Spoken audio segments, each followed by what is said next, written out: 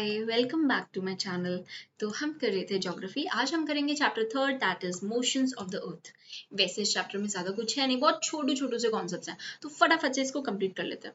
तो फर्स्ट है हमारा rotation and revolution.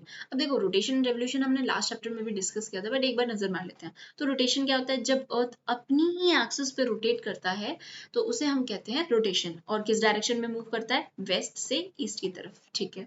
And revolution क्या होता है? जब अर्थ अपनी एक्सिस पे रोटेट करते करते सन के का भी चक्कर लगा लेता है, उसे हम कहते हैं रेवोल्यूशन, ठीक है। अब देखो सर्कल ऑफ इल्यूमिनेशन क्या होता है? अब देखो इससे ये पता चल रहा है कि इल्यूमिनेशन मतलब लाइट, तो कोई लाइट वाला सर्कल होगा, ठीक है। देख लेते हैं क्या है। ओके तो हमें ये तो पता चल रहा है कि अर्थ पे यहाँ पे डायरेक्ट सनरेज पड़ रही हैं, इस वाले पार्ट पे बिल्कुल पड़ रही हैं, तो मतलब यहाँ पे क्या दिन हो रहा होगा, डे है, ठीक है। और यहाँ पे कंप्लीट डार्कनेस है, इसका मतलब यहाँ पे नाइट हो रही है, बिल्कुल। और यहाँ के लोग कह रहे होंगे चिल्ला चिल्ला के अंधेरा कायम रहे, ठीक है। अब देखो हमें ये पता चल रहा है कि ये एक सेमी सर्कल सा है जो इसको सेपरेट कर रहा है डे एंड नाइट को, बिल्कुल सही कहा, ठीक है। तो अब देखो ये साइड से तो सेमी सर्कल लग रहा है, बट अगर आप सामने से देखोगे तो एक पूरा कंप्लीट सर्कल लगेगा, और इसी को हम कहते हैं सर्कल ऑफ इल्यूमिनेशन। अच्छा मुझे एक चीज और बताओ, ये तो हमारी अर्थ की एक्सिस है ना? क्या अर्थ की एक्सिस ओवरलैप कर रही है सर्कल ऑफ इल्यूमिनेशन पे? बिल्कुल नहीं कर रही है, तो मतलब ये कोइंसाइड करती है कि नहीं करती?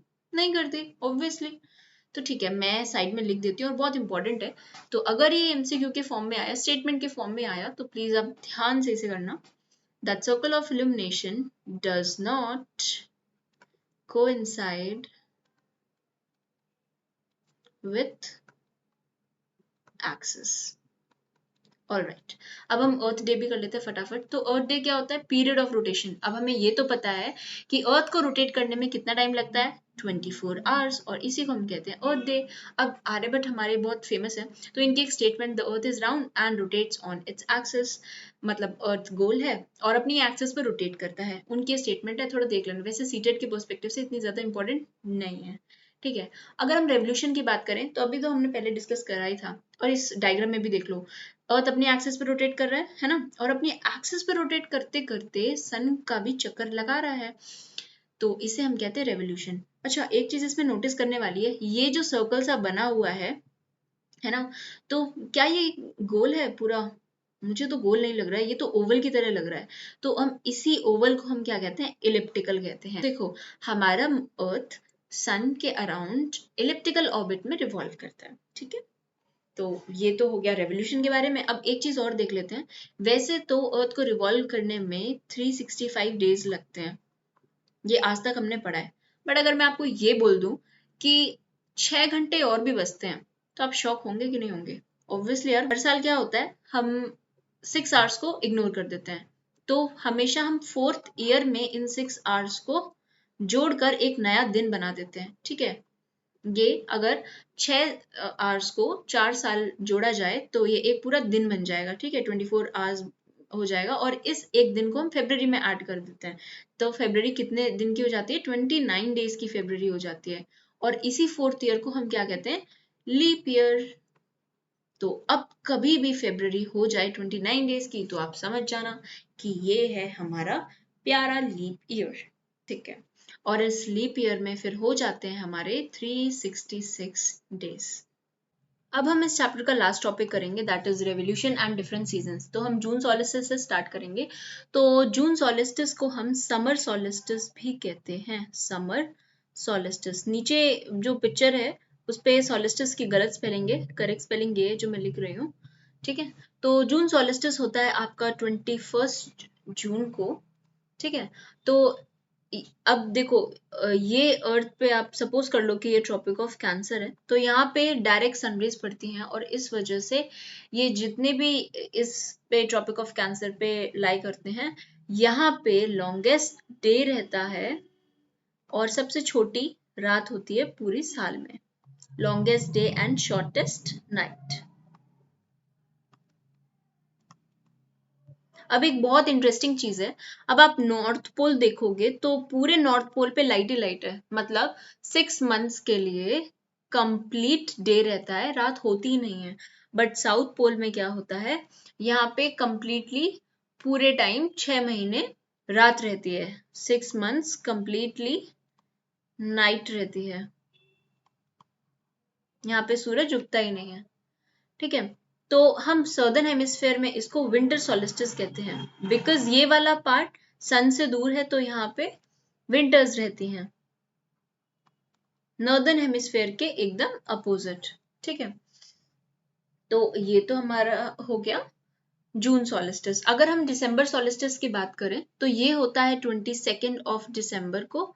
दिसंबर सोलिस्टिस को हम विंटर सोलिस्टिस भी कहते हैं। इस टाइम पे हमारे नॉर्दर्न हेमिस्फेयर में विंटर्स रहते हैं, बिकॉज जो ये वाला पार्ट है it is away from the sun, और डायरेक्ट सन रेज कहाँ पड़ती है, ट्रॉपिक ऑफ कैप्रिकॉन पे पड़ती है, ट्रॉपिक ऑफ कैप्रिकॉन। मैं यहाँ पे कैप्रिकॉन लिख भी देती हूँ ताकि आप कंफ्यूज ना हो, यहाँ पे कैंसर पे पड़ती है। ठीक है, तो ट्रॉपिक ऑफ कैप्रिकॉन पे पड़ने की वजह से, और ये तो हमें पता ही है कि अर्थ हमारा थोड़ा टिल्टेड है, इस वजह से नॉर्दर्न हेमिस्फेयर में डायरेक्ट सनरेज नहीं बढ़ पाती, और इस वजह से यहाँ पे विंटर्स होती हैं, एंड सदर्न हेमिस्फेयर में यहाँ पे समर्स रहती हैं। ठीक है, तो अब आप ये देख रहे होगे नॉर्थ पोल पे कंप्लीट डार्कनेस रहेगी, मैंने जैसे कि बताया 6 months लाइट रहती है एंड 6 month पूरा अंधेरा रहता है। यहाँ पे 6 months डार्कनेस रहेगी और यहाँ पे 6 months लाइट रहेगी सर्दर्न हेमिस्फेयर में, sorry not southern hemisphere but south pole पे। ठीक है, ओके अब इतना हो गया। जैसा कि हमने समर सोलिस्टिस में पढ़ा था कि यहाँ पे longest day and shortest night रहती है, तो इसका बिल्कुल अपोजिट हमें दिसंबर सोलिस्टिस में देखने को मिलेगा। यानी कि विंटर्स में क्या होता है, दिन छोटे होते हैं, रात लंबी होती है, तो वैसा ही है। तो यहाँ पे शॉर्टेस्ट डे रहेगा विंटर्स में, shortest day and longest night. Okay, अरे जहां तक मुझे याद है सर्दर्न हेमिस्फेयर में तो यार ऑस्ट्रेलिया पड़ता है। हाँ बिल्कुल सही कहा, और ये विंटर सोलिस्टिस तो 22 दिसंबर को पड़ता है, बिल्कुल करेक्ट। तो मतलब 25 दिसंबर को तो यार क्रिसमस भी होता है। हाँ होता है, तो मतलब ऑस्ट्रेलिया में क्या गर्मियों में क्रिसमस मनाया जाता है? आयला, इतनी गर्मी में क्रिसमस, पूरा मूड ही खराब कर दिया। चलो अब तुम्हें क्या, वो लोग मनाते हैं गर्मियों में, तुम तो सर्दियों में ही मनाते हो ना, तुम्हारा तो मजा किरकिरा नहीं हुआ है, तो तुम एंजॉय करो। तो हम इक्विनॉक्स पढ़ते हैं अब देखो इक्विनॉक्स का मतलब होता है इक्वल, यानी कि साल में ऐसे 2 दिन होते हैं जब डे एंड नाइट दोनों इक्वल रहती है। तो 21 मार्च को एंड 23 सितंबर को इक्विनॉक्स होता है। यहाँ पे डायरेक्ट सनरेज इक्वेटर पे पड़ती है। कहाँ पे पड़ती है? इक्वेटर पे सनरेज पड़ती है डायरेक्टली। ठीक है, तो इस वजह से क्या होता है कि डेज एंड नाइट दोनों ही इक्वल रहते हैं। Is it clear? हो ही गया होगा। ठीक है, अगर नहीं क्लियर है तो आप कमेंट सेक्शन में मुझे अपनी क्वेरीज सेंड कर सकते हो। So that's all for today. अब हम बाकी का नेक्स्ट चैप्टर में करेंगे। Thank you.